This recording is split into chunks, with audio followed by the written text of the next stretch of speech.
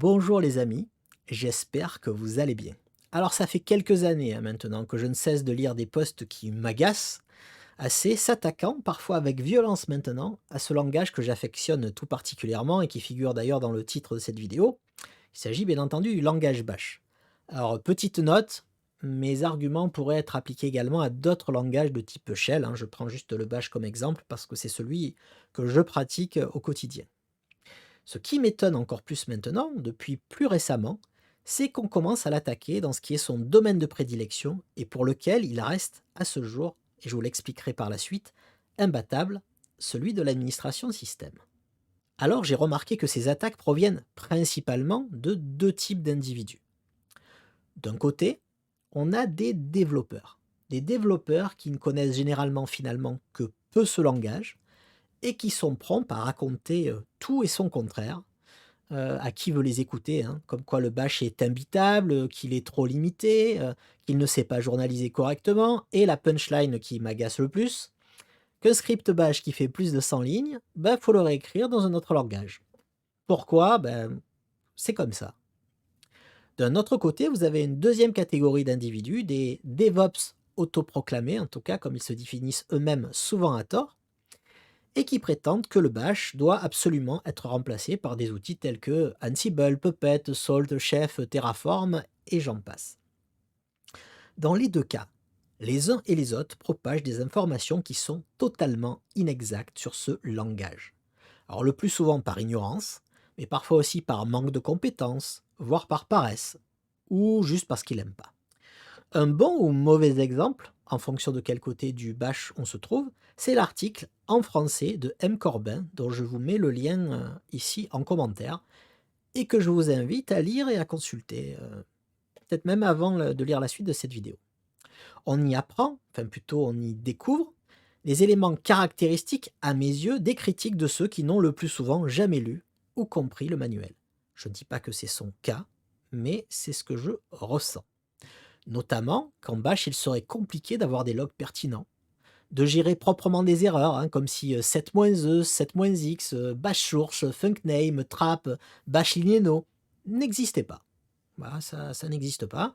Ou qu'on ne pouvait pas les utiliser pour autre chose que genre récupérer l'erreur sur la dernière instruction exécutée, ce qui est bien entendu totalement inexact. Ça ne se fait pas comme dans les autres langages, mais vous pouvez le faire en Bash. On y découvre également qu'il n'y aurait pas de métrique pour connaître les temps d'exécution d'un script.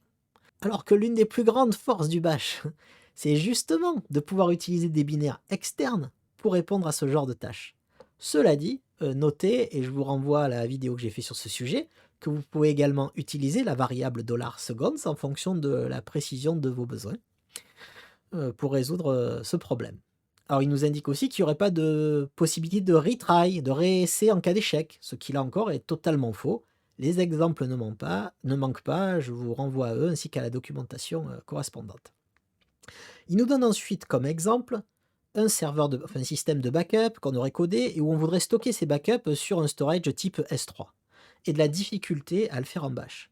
En faisant fi d'un outil majeur comme Rclone qui supporte plus de 60 types de storage différents, dont je vous mets également le lien en commentaire, et qui permet de faire ça avec une simplicité enfantine. Enfin, un argument qui revient souvent de la part de la première catégorie d'individus dont je parlais, donc celle des développeurs, ça serait la soi-disant absence ou l'impossibilité de procéder à des tests unitaires. Alors à ce sujet, je vous invite à découvrir ShellSpec, dont je vous mets également le lien dans les commentaires, qui gère non seulement les tests unitaires, et vous verrez bien plus de choses encore. Je passe après sur la partie où il nous explique que Git, intégration continue, déploiement automatisé avec rollback possible.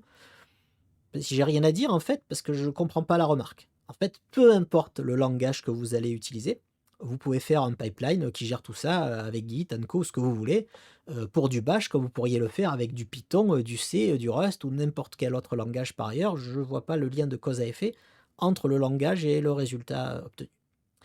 Enfin, prétendre que des scripts Bash de plusieurs milliers de lignes ou dizaines de milliers de lignes seraient plus difficiles à maintenir que dans un autre langage ne repose sur rien. Rien d'autre peut-être qu'un ressentiment personnel envers le Bash. Tout le monde ne peut pas aimer le Bash.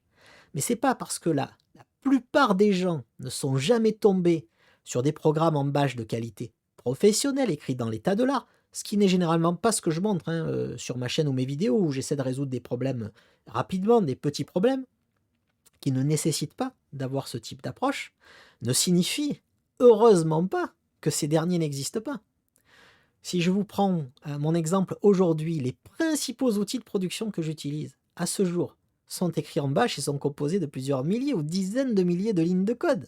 Ils sont découpés en modules, certes, pour lesquels oui, j'utilise source qu'il cite en mauvais exemple, et qui permet de bien utiliser, de rendre un code extrêmement simple à maintenir. Côté efficacité des résultats obtenus, on me dirait ouais mais et adéquation à la demande, je peux pas me faire justice moi-même. Je peux pas être juge en même temps et partie. Donc je vous renvoie très simplement à la liste non exhaustive des témoignages concernant la qualité de mes prestations que vous retrouverez sur mon site internet personnel dans la rubrique éponyme. C'est librement consultable. Je vais vous mettre le lien en description et vous ferez votre propre avis. Force enfin de constater que sa conclusion est erronée, bien qu'elle soit autodisclaimée par un «je pense». Ainsi, l'abus de Shell serait selon lui dangereux pour la santé. Peut-être qu'il a raison, peut-être que c'est à cause du bash que j'ai chopé une maladie auto-immune incurable, hein, qui sait. Mais permettez-moi d'en douter. Enfin, l'argument de fiabilité. Fiabilité selon quoi? Selon qui? Quels critères? Ne repose sur rien de tangible. Le bash est assez fiable aujourd'hui pour faire tourner des opérations financières critiques dans lesquelles des centaines de millions de dollars ou d'euros sont en jeu. En conclusion de cette première partie de cette vidéo, selon moi, ce type d'argumentation ne repose que sur l'émotion. Ça ne repose sur rien de factuel. Une autre partie de ces individus vient en permanence me brandir des pancartes du type Ansible, Terraform, Puppet, Shift ou Salt, j'en parlais tout à l'heure, qui seraient là destinées à remplacer le bash dans les entreprises. Et là encore, il s'agit d'une erreur monumentale car ces outils n'ont pas du tout le même objectif qu'un script bash.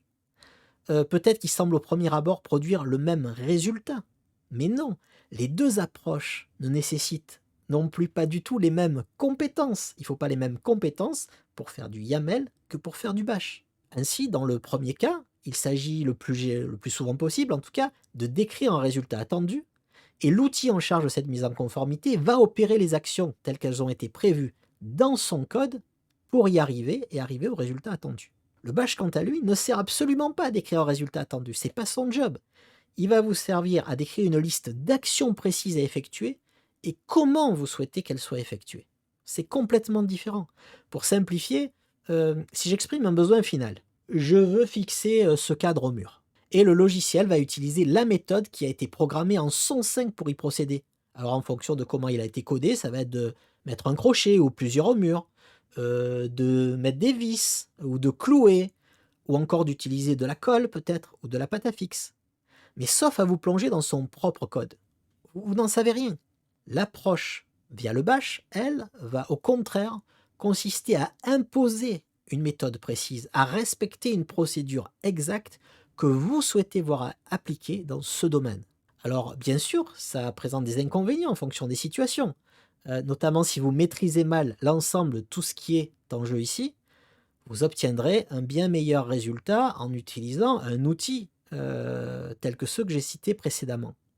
Mais par contre, si au contraire, vous êtes dans une situation où vous disposez de la parfaite maîtrise de l'intégralité des composants en jeu, vous pourrez obtenir de manière beaucoup plus rapide quelque chose qui sera strictement identique à ce que vous attendez et qui aura été réalisé selon le process attendu. Tout est question de use case. Ainsi, si vous avez une multitude de distributions GNU Linux, par exemple, différentes et pour lesquelles vous souhaitez obtenir un résultat similaire, l'installation d'une stack par exemple, ce sera probablement beaucoup plus facile et intéressant de le faire avec un outil comme Ansible, quitte à affiner avec une petite couche de bash derrière, ce que je vois souvent dans le cadre de procédures Ansible. A contrario, si vous avez un parc géré sous Puppet par exemple, et que vous souhaitez, à un moment donné, utiliser simplement une variable dans un fichier de configuration d'un serveur, de base de données par exemple, qui n'est pas supporté par le modèle que vous utilisez. Quelque chose qui prendra moins de 3 secondes à faire en bash peut vite devenir un vrai travail de développement qui va nécessiter une mise à jour du module correspondant et peut-être de ses dépendances pour prendre en charge cette demande. Un autre exemple récent que j'ai eu à traiter il y a relativement peu de temps. L'installation d'une stack LAMP et Redis sur plus de 4000 machines. Ça paraît simple, mais elle disposait, contrainte, seulement d'un accès SSH, non root, sans clé préinstallée, via des logins password, tous différents, sans sudo installé ni dépendance Python. Résoudre ce type de situation, qui est pourtant très simple à résoudre en bash, quelques minutes, mais va devenir rapidement, essayez de vous y faire, très lourd, voire un véritable enfer si vous passez par d'autres langages ou d'autres logiciels. Tout est question de use case. Alors, revenons-en à la question initiale qui est la vraie raison d'être de cette vidéo. Pourquoi faire du bash aujourd'hui? Au-delà des arguments techniques invoqués par les uns et les autres, y compris moi-même, le bash dispose de 3 avantages majeurs qui lui sont propres, qui lui sont exclusifs. Le premier de ces avantages, c'est que vous trouverez sur le bash, vous trouverez plutôt le bash, pardon, disponible sur quasiment tous les systèmes GNU Linux que vous rencontrerez. Vous pouvez parfois vous retrouver dans des situations comme celle que je viens de décrire, vous n'aurez pas la possibilité d'utiliser du Python, du Golang ou un autre langage pour résoudre votre problème. Mais le bash, lui, il sera toujours disponible, il sera toujours présent. Le deuxième avantage du bash sur tous les autres langages, c'est qu'il est à la fois un langage et il est à la fois votre shell. Si vous souhaitez, par exemple, lire ou écrire dans un fichier, et ce, quel que soit le langage, vous devrez utiliser des fonctions propres à ce langage, qui n'ont rien à voir avec les commandes que vous connaissez et que vous utilisez au quotidien si vous êtes un administrateur système, par exemple. Et la seconde solution que je vois parfois, c'est qu'on utilise le langage en question pour invoquer du bash. Cet avantage qui a l'air de rien est extraordinaire et peut représenter un gain de temps considérable. Parce que vous n'avez pas besoin de traduire la solution d'un problème que vous pourriez résoudre, que ce soit avec 10 ou 1000 lignes de commande en bash. Vous savez comment résoudre le problème. Vous n'avez pas besoin de traduire ces lignes de commande pour les programmer, les automatiser, les industrialiser. C'est le même travail que vous avez à faire. Vous n'avez pas cet effort de traduction dans un autre langage. Et enfin, le troisième et dernier avantage majeur qui découle du précédent, c'est que vous pouvez utiliser n'importe quel binaire disponible sur le système au sein de votre code bash de manière native en ayant la certitude qu'il se comportera de la manière attendue dans l'environnement pour lequel il a été écrit, sans avoir à procéder à des traitements particuliers pour traiter son entrée ou sa sortie. Alors certains argumenteront qu'ils n'ont pas ce problème dans d'autres langages parce que ils travaillent dans des environnements qu'ils contrôlent intégralement, et donc où ils décident des dépendances qui seront préinstallées, des dépendances nécessaires. Et je suis d'accord, dans le cadre de ce use case.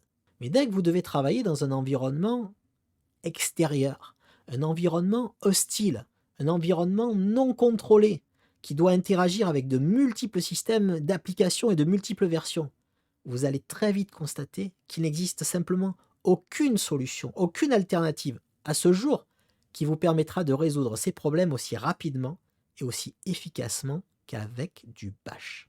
Enfin, aucun autre langage ou outil d'automatisation n'est adapté à la gestion, par exemple, des migrations industrielles en environnement hostile, donc l'exemple que je prenais au-dessus.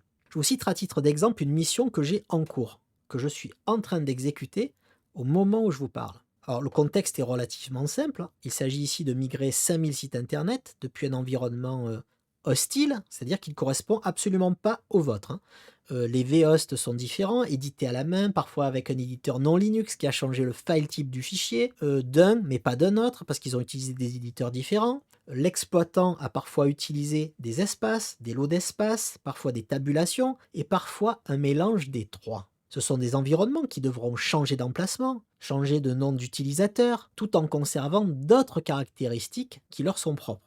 Par exemple, des URL pour lesquelles il faudra générer des certificats Let's Encrypt de manière massive, on parle de milliers de certificats, en trouvant les bonnes solutions de contournement pour à la fois bypasser les limites prévues, éviter qu'une erreur bloquante vienne stopper tout le processus de plusieurs heures à plusieurs jours à cause du blacklisting qui peut arriver après. Des situations où il va donc falloir vérifier le pointage de l'intégralité des entrées DNS, de tous les serveurs name, de tous les serveurs alias, puis procéder au nettoyage et aux modifications de ces derniers, en conséquence et après discussion de la politique à appliquer avec le client. Et bien entendu, il n'est pas question de récupérer toutes ces choses en l'état, parce que vous souhaitez, et vous le souhaitez à juste titre, en tout cas en ce qui me concerne, que tout ça soit fait dans les normes de production et d'exploitation que vous avez déterminées et pour lesquelles vous offrez aujourd'hui les garanties qui sont celles de votre contrat. Aucun outil, aucun langage ne pourra vous permettre de réaliser ces opérations